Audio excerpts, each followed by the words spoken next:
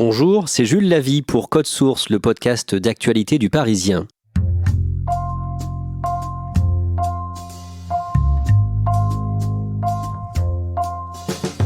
Faux papiers, carte bleue volée, armes, cocaïne. À l'automne 2018, sur le Darknet, la face cachée d'Internet, un supermarché du crime français est démantelé. La Main Noire ou Black Hand, une des plateformes françaises les plus secrètes, 3000 clients, qui pour une cotisation de 50 € achetaient de la drogue, des armes, des faux papiers. L'enquête judiciaire vient d'être clôturée le 16 janvier. 6 suspects doivent être jugés d'ici la fin de l'année. Et parmi eux, un brigadier de la DGSI. Il vendait des informations confidentielles provenant des fichiers de police. Cet épisode de Code Source est raconté par 3 journalistes du service police-justice du Parisien, Jérémy Famelet, Éric Pelletier et Vincent Gautrono.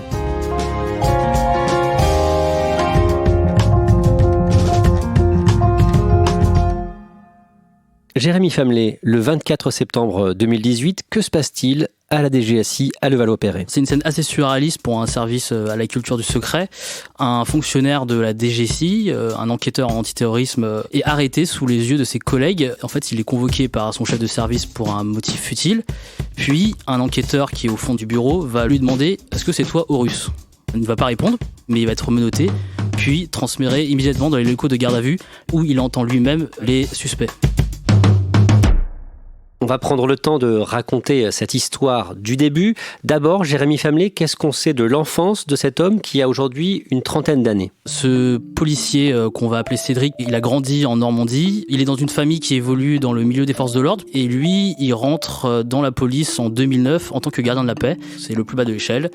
Il est affecté d'abord à la préfecture de police dans la sécurité publique. Donc préfecture de police de Paris. Qu'est-ce qu'il fait concrètement? Il s'occupe de sécurité publique et ensuite il va être enquêteur mais de sécurité publique. Donc il s'occupera des affaires du quotidien, on va dire, du courant. Que fait-il ensuite? En 2017, ce brigadier qui a plutôt brillé par son expertise technique et notamment téléphonique sur certaines enquêtes, va postuler à la DGSI et va être recruté. Et là, il obtient le grade de brigadier. Éric Pelletier, à quel service est-ce que Cédric, donc, travaille au sein de la DGSI? La DGSI est divisée en plusieurs divisions. Lui, il est au cœur de la division J pour judiciaire. Il est au cœur des enquêtes antiterroristes et notamment des affaires qui concernent peu ou prou Internet, les nouvelles technologies. Donc, il est vraiment au centre des choses. Jérémy Famelet, à ce moment-là, comment est-ce qu'il est perçu par ses collègues, Cédric? Alors les commentaires sont clairement dithyrambiques. Ses collègues, quand ils seront interrogés par les enquêteurs, diront que c'est un agent doué, en informatique particulièrement, si bien que c'est à lui qu'on confie l'extraction des données des téléphones, des supports informatiques recueillis lors des perquisitions chez les suspects terroristes. Et c'est quelqu'un présenté comme brillant et ayant l'assentiment de la hiérarchie. Il avait une très bonne relation aussi bien avec ses collègues qu'avec ses chefs de service, mais il était réputé pour avoir quelques tendances à faire la sieste entre midi et 2. Au niveau personnel, Cédric est dans quelle période de sa vie? Si sa situation professionnelle est plutôt bonne puisqu'il a intégré un prestigieux service de renseignement, sa situation personnelle, elle, est en déclin. Il est surendetté, il a souscrit à des prêts à la consommation de plus de 40 000 € et il a des impôts impayés. La faute à une vie un peu au-dessus de ses moyens menée avec son ancien compagnon, avec qui il s'est séparé en mai 2015. Ce compagnon ne travaillait pas et tous deux avaient tendance à sortir, voyager, rien d'extravagant non plus, mais c'était des dépenses clairement au-dessus de ses moyens de sa paye de brigadier qui, rappelons-le, est environ de 2 000 € net par mois. Vincent Gautrono, à l'occasion d'une enquête, Cédric découvre le Darknet. On va voir pourquoi, mais d'abord, c'est quoi le Darknet? Le Darknet, c'est ce qu'on peut décrire comme la partie cachée d'Internet. C'est une partie où on n'accède pas si facilement que ça. Pour aller sur le Darknet, il faut télécharger un logiciel comme Tor. Ensuite, il n'y a pas de moteur de recherche sur le Darknet. Pour trouver ce qu'on cherche, il faut connaître l'adresse d'un site internet bien précis sur lequel on veut aller pour trouver à peu près tout. Et ensuite, quand on est sur le Darknet avec un logiciel comme Tor, ça ressemble à quoi? Le Darknet, c'est Internet. C'est Internet comme on le connaît, comme Google, comme Amazon, comme n'importe quel site. Souvent, la présentation est évidemment moins soignée que ce qu'on peut trouver sur des grands sites grand public, mais c'est un site Internet. Donc, une fois là-bas, la différence, c'est qu'on trouve de tout. On trouve de la drogue, on trouve des armes, on trouve des faux papiers, on trouve beaucoup, malheureusement, aussi de pédopornographie. On trouve vraiment de tout. Pourquoi est-ce que Cédric a besoin d'aller sur le Darknet ? Cédric, quand il commence à aller sur le Darknet, c'est pour les besoins de son travail. Il a une enquête à faire sur une famille islamiste, ou en tout cas présentée comme telle, qui fréquente le Darknet, et donc il commence à s'intéresser aux mécanismes du Darknet, à fréquenter cet univers-là pour son travail. Et là, Jérémy Famelet, ça le fascine. Il s'inscrit d'abord lui-même en tant que propre utilisateur, et sur les plateformes sur lesquelles il va s'inscrire, il y a d'une part les forums très libertaires, puisque les discussions ne sont par essence pas surveillées, c'est l'internet clandestin, donc il y a une forme de liberté qui le fascine, et puis il y a ce côté où l'on vend tout ce qui est légal pour quelques euros, et tout est accessible rapidement. Et Cédric va s'impliquer en particulier sur un site du Darknet baptisé Blackend. C'est en tout cas le premier site qu'il va fréquenter. Blackend, c'est un site important à l'époque, avant d'être démantelé en juin 2018 par les douanes. On trouve à peu près tout. On trouve de la drogue, on trouve des faux papiers. L'administratrice de site dit qu'elle ne veut pas de vente d'êtres humains. C'est une des conditions qu'il y a sur ce site, c'est interdiction de la vente d'êtres humains, ce qui prouve à quel point on peut tout trouver sur le Darknet. Et Cédric, sur ce site du Darknet, va se faire appeler Horus, Jérémy Famelet. Pourquoi ? En référence à la figure mythologique, à l'œil protecteur et omniscient, lui, il y voit un peu un rappel de ses missions à DGSI, qui est de protéger et surveiller les Français. Au départ, il découvre le Darknet pour le bien d'une enquête. À quel moment est-ce que ça bascule ?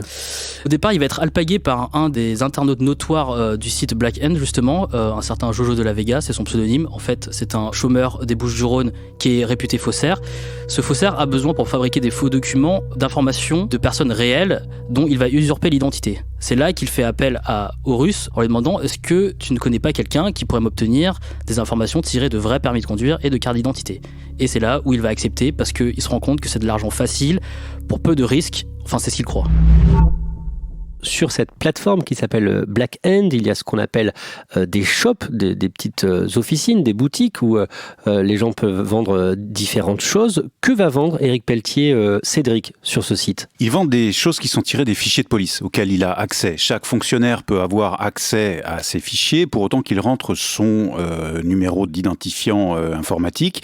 Et ensuite se dessine une architecture où on accède aux fichiers des permis de conduire, par exemple. Et puis surtout, ce qui paraît complètement incroyable, c'est qu'il permet d'avoir un traçage de n'importe quel téléphone mobile, celui de votre femme, de votre employeur, peu importe, et tout ça contre rémunération. Ça coûte en fait pas grand-chose, quelques centaines d'euros, de 100 à 300 euros. Ce trafic d'informations sensibles, combien est-ce qu'il lui rapporte ? Pas grand-chose au regard de ce que peut mettre, par exemple, une organisation criminelle ou bien, imaginons, une agence de renseignement étrangère. Lui explique qu'au total, cette arnaque lui a procuré environ 50 000 euros. Jérémy Famelet, Cédric fait ça sur son temps de travail ? Oui, alors évidemment, il a droit d'accéder au Darknet dans le cadre de ses missions pour l'antiterrorisme, mais au moment où il lance son commerce personnel, il va quand même utiliser son propre téléphone portable en partage de connexion, comme un modem, pour se permettre aussi de suivre ses activités. Mais la plupart de ses commandes, évidemment, il les reçoit le soir, une fois chez lui, et ensuite va consulter les fichiers de police au boulot la journée. Pourquoi est-ce qu'il utilise son téléphone portable en partage de connexion ? C'est une mesure de précaution, c'est ça ? J'imagine que c'est pour se rendre le plus indétectable possible. Comment est-ce qu'il percevait cet argent ? L'argent, il le récupérait principalement en bitcoin, en autres crypto-monnaies, et aussi en carte bancaire prépayée. Donc du coup, l'évaluation qu'il donne est assez compliquée à vérifier, puisque par principe, ce genre d'argent n'est accessible que par un réseau chiffré. Vincent Gautrenaud, que disent de lui à ce moment-là ses clients ? Ses clients, ils sont très positifs sur Horus. Après, il faut voir aussi qui sont ses clients. Ses clients sont des faussaires, des fabricants de fausses cartes d'identité, des voyous. Ce ne sont pas des gens très recommandables. Eux, ce qu'ils veulent, c'est une fiabilité. Et selon les commentaires qu'ils laissaient sur le site internet Blackend, ils étaient tous très contents des services d'Horus. Ils disaient c'est quelqu'un de fiable, on a les documents dans les temps, à chaque fois on a toutes les informations demandées. Avec lui, tout va bien. Il assurait le service client. Il proposait un délai de 24 à 72 heures pour obtenir les informations. Et dès qu'il n'arrivait pas pour une raison X ou Y, il proposait immédiatement de rembourser la personne qui a fait la demande. Son commerce, il a un logo. Concrètement, ça ressemble à quoi sur le site Blackend ? Son commerce, c'est effectivement inspiré de Horus. C'est un œil entouré dans un triangle. Son shop sur Blackend, c'est un long texte où il explique ce qu'il propose. Il explique qu'il propose des géolocalisations de téléphones portables, qu'il propose la possibilité d'avoir des numéros d'immatriculation de véhicules, des données personnelles pour faire du doxing, c'est-à-dire dévoiler l'identité de quelqu'un qui cherche à rester anonyme sur le Darknet. Il explique qu'il peut avoir des faux numéros numéro de permis. Assez vite, il se spécialisera aussi, il achètera lui-même une machine plastifieuse pour pouvoir créer lui-même les permis de conduire grâce aux données qu'il avait volées dans les fichiers de police. Jérémy Famelet, à quel moment le vent tourne pour Cédric alias Horus ? C'est à peu près 1 an après son arrivée à la DGSI, qui concorde aussi à 1 an après le lancement de son commerce. Différents services d'enquête vont commencer à s'intéresser à ces supermarchés du crime et vont tomber sur ces annonces. Et en parallèle, un de ses collègues fera noter aux enquêteurs qu'il avait quand même tendance, Horus, sur ses heures de travail, à être de plus en plus sur Internet. Pour lui, même, il y avait des signes que la hiérarchie n'a pas su voir. Éric Pelletier, qui est chargé de l'enquête à ce moment-là ? D'abord, le service qui détecte ces anomalies, c'est un service qui s'appelle l'OCRIEST, qui est chargé de lutter contre les faux papiers, notamment les faux documents, qu'utilisent les filières d'immigration clandestine. Il remarque que les faussaires font beaucoup appel à ce fameux Horus, et puis évidemment, il détecte très tôt la possibilité qu'il puisse s'agir d'un de leurs collègues. Comme ça paraît tellement énorme, la piste envisagée dans un premier temps en tout cas, c'est celle d'un pirate informatique de génie qui aurait pu entrer clandestinement dans les fichiers du ministère de l'Intérieur. Et puis ensuite, on va le suivre, ce fameux Horus, on va le suivre informatiquement. Et là, ça va être la partie qui va être réservée à la cybercriminalité, donc les enquêteurs spécialisés. Et puis troisième temps, lorsque cet Horus, comme un vulgaire espion étranger, aura été repéré, on va entrer dans une autre phase, dans la phase de l'enquête interne, administrative de la DGSI. Là, on est dans le secret défense, donc il faut une inspection interne. Justement, comment est-ce qu'il est repéré ? Comment est-ce qu'il est confondu ? Alors là, on est vraiment dans un polar ou une affaire d'espionnage. Comment confondre cette personne qui peut être soit un pirate de génie, soit un collègue de travail ? Quand on sait qu'il y a 140 000 policiers en France, évidemment, c'est très difficile. Donc on va lancer un leurre. On va faire une fausse demande au nom d'une personne, au nom fictif, et on va regarder au travers des fichiers de police qui se connecte pour interroger ce nom-là. Il faut savoir que toutes les connexions, évidemment, sont traçables. Chaque fonctionnaire de police doit rentrer son matricule. Et là, à partir de ce moment-là, on se rend compte qu'un certain Cédric, affecté à la DGSI, un brigadier, pourrait être le fameux Horus.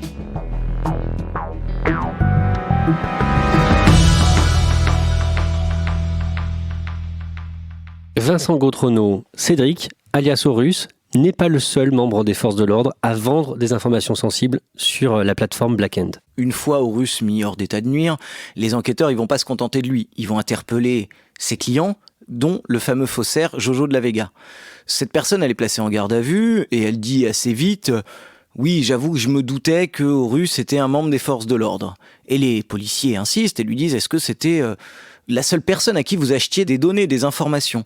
Et là, il dit « Non, il y avait quelqu'un d'autre, un dénommé Schwint, qui me vendait des informations aussi sur le Darknet. » Et il laisse entendre que vu la qualité des informations fournies par ce Schwint, il y a des chances que ce soit lui aussi un membre des forces de l'ordre. Pour les cyber-enquêteurs, ce mot Schwint, ça évoque quelque chose ? Oui, ça évoque quelque chose et c'est un pied de nez, on peut le penser, de la part de ce fameux Schwint, c'est que l'acronyme SOINT, c'est le nom d'une formation de la gendarmerie que doivent passer tous les cyber-enquêteurs de la gendarmerie, la formation source ouverte Internet. Et donc là, il y a une lettre de différence, ce H, Schwint, qui est Schwint ? Schwint, là encore, au départ, les enquêteurs, ils voient juste quelqu'un qui a des informations très sensibles. Ils ont déjà arrêté Horus quelque temps avant, donc ils se disent, l'idée d'un pirate qui infiltre le ministère de l'Intérieur, on n'y croit pas. Donc assez vite, les policiers ont la conviction d'avoir affaire à un membre des forces de l'ordre. Eux, ils vont alors reprendre 2 commandes qui ont été faites sur le Darknet à ce fameux Schwint. Ces 2 commandes pour identifier les propriétaires de telle ou telle plaque d'immatriculation. Là, les policiers ils vont interroger le fichier des plaques d'immatriculation, qui est commun à la police et à la gendarmerie, et qui laisse là aussi des traces. Et ils vont se rendre compte que le seul qui a pu faire des recherches sur ces 2 plaques d'immatriculation, c'est un certain Christophe, qui est adjudant de gendarmerie. Il travaille où ? C'est là que l'affaire est encore plus cocasse, c'est qu'il ne travaille pas n'importe où, il travaille au C3N, qui est le centre spécialisé dans les cybertechnologies de la gendarmerie nationale à Pontoise. C'est un cyber-enquêteur. C'est un cyber-enquêteur, c'est quelqu'un qui est, lui, pour le coup, très rompu au Darknet. C'était son travail, de chasser les vendeurs du Darknet. Et d'après l'enquête, qu'est-ce qu'il vendait comme information ? Lui vendait, tout comme Horus, des fichiers de police, des fichiers pour fabriquer des faux permis de conduire, pour fabriquer des fausses cartes grises, des attestations d'assurance. Là, c'est la première partie des choses qu'il commercialise sur son shop, comme ils appellent ça. Il vend un autre service qui est là encore plus surprenant, même s'il faut toutefois préciser qu'il n'est pas mis en examen pour cela, donc on n'est pas certain qu'il ait pratiquer ce service, c'est des livraisons. Il précise dans son annonce sur son shop avoir un véhicule passe-partout, on peut peut-être penser à un véhicule de gendarmerie, et qu'il est prêt à livrer à peu près partout des colis d'un poids maximum de 100 kilos. Il précise quand même, visiblement il avait encore quelques interdits, il précise qu'il ne souhaite pas faire de transport de cadavres. Éric Pelletier, on revient à Cédric alias Horus, le policier de la DGSI. Il va vendre aussi des données de géolocalisation sur certains individus. Oui, là, on tombe dans le volet le plus noir de l'enquête, qui est loin d'être terminé d'ailleurs, et qui se situe plutôt du côté de Marseille. Alors, il faut reprendre un peu les choses. Horus, policier à la DGSI, propose ses services, et en l'occurrence, les policiers observent qu'un certain CVV Gold va lui demander de géolocaliser des portables, au moins 3 d'entre eux appartenant à 3 personnes, et ces personnes ne sont pas n'importe qui, puisqu'elles appartiennent au grand banditisme, au milieu marseillais, et la suite prouve que 2 de ces 3 personnes ont été assassinées. Donc aujourd'hui se profile l'hypothèse selon laquelle les informations fournies par Horus, policier à la DGSI, ont servi potentiellement dans 2 assassinats et dans une tentative du côté de Marseille. Et c'est l'autre volet de l'enquête qui est en cours à Marseille. Jérémy Famelet, d'un mot, on sait si Cédric a conscience que ces informations ont pu servir à des règlements de compte ? Alors lui, en garde à vue, il dit que non. Il explique que ses motivations étaient uniquement pécuniaires et que lorsqu'il transmettait les informations qu'on lui demandait, il ne cherchait pas à savoir quelles étaient leurs finalités. En revanche, plusieurs fois, il est quand même tensé par la juge d'instruction. Et effectivement, il dit « J'avais conscience que certaines cibles n'étaient pas des enfants de cœur, mais je me suis voilé la face parce que pour moi, cela ne me regardait pas. » On revient au début de ce podcast, le 24 septembre 2018, quand Cédric est arrêté, menotté à son bureau à la DGSI à Levallois-Perret. Que se passe-t-il ensuite pour lui ? Alors d'abord, il fait un acte de contrition important, puisqu'il dit qu'il s'est voilé la face, qu'il est rentré dans un engrenage et qu'il avait besoin de cet argent pour assurer la sécurité financière de son conjoint, qui est étudiant et qui n'avait pas de revenus, et parce qu'il était endetté. Et voilà, il demande à la juge d'instruction, il est important pour moi de ne pas aller en prison, puisque ayant été enquêteur en terrorisme, j'ai travaillé sur beaucoup de détenus dans les prisons franciliennes. Il est malgré tout placé en détention provisoire. Et il sera envoyé à Fleury-Mérogis et il va retrouver des détenus sur lesquels il enquêtait, notamment un Irakien accusé de crimes contre l'humanité. Il va aussi retrouver d'autres ripoux de la police, dont un de la police aux frontières accusé de trafic de drogue. Et lui, pour s'éviter des ennuis avec les détenus islamistes, il va raconter qu'il est un policier de la brigade des stupéfiants qui s'est servi sur les scellés, donc sur la marchandise. Et sa proximité va un peu gêner avec certains détenus, donc juste avant d'être remis en liberté sous contrôle judiciaire, il va être renvoyé dans une prison en Bretagne. Il est donc en liberté sous contrôle judiciaire depuis septembre 2019. Qu'est-ce qu'il fait concrètement de ces journées ? On a pu parler avec l'un de ses proches. Horus aujourd'hui se présente comme repenti, c'est certain. Il a même écrit une lettre au ministre de l'Intérieur et à l'Élysée pour demander sa démission de la police parce qu'il considère qu'il n'est plus digne d'en faire partie. Il travaille aujourd'hui hors de la police. Son contrôle judiciaire lui interdit d'avoir une activité en lien avec Internet. Il a plutôt un boulot précaire et il se présente comme quelqu'un d'effondré qui veut tourner la page et qui a conscience de la gravité de ses actes et du mal qu'il a fait à son entourage puisque son compagnon est lui aussi mis en examen, soupçonné d'avoir eu connaissance de ses activités occultes. Il regrette ce qu'il a fait vraiment ? C'est ce qu'il dit en tout cas. Il se présente vraiment comme quelqu'un qui a dérivé et qui sait très bien qu'il risque de retourner en prison à l'issue de son procès. Oui, il faudra voir quelles sont les suites et au niveau notamment du jugement, mais c'est vrai que sa hiérarchie doute de cet acte de contrition. Et d'ailleurs, on ne peut pas s'empêcher de penser que les directives de Matignon de mardi, qui vont dans le sens d'un meilleur contrôle des agents des services de renseignement, sont en partie inspirées des défaillances de l'affaire Horus. Parce que finalement, il s'agit de quoi ? De contourner les contrôles stricts qui sont mis en place par l'administration.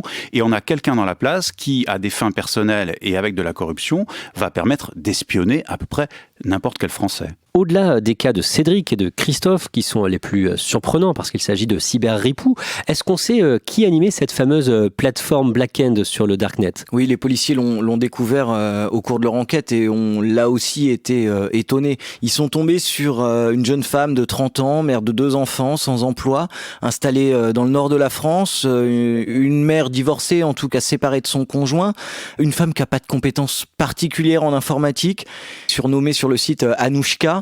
Et donc c'est cette femme de 30 ans qui est aujourd'hui elle aussi mise en examen.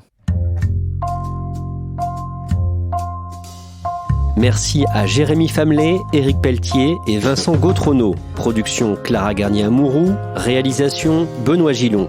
Code Source est le podcast d'actualité du Parisien, disponible chaque soir du lundi au vendredi à 18h. Si vous aimez Code Source, n'oubliez pas de vous abonner gratuitement sur votre application de podcast, comme Apple Podcast ou Podcast Addict. Vous pouvez aussi nous mettre des petites étoiles et puis n'hésitez pas à nous écrire codesource@leparisien.fr.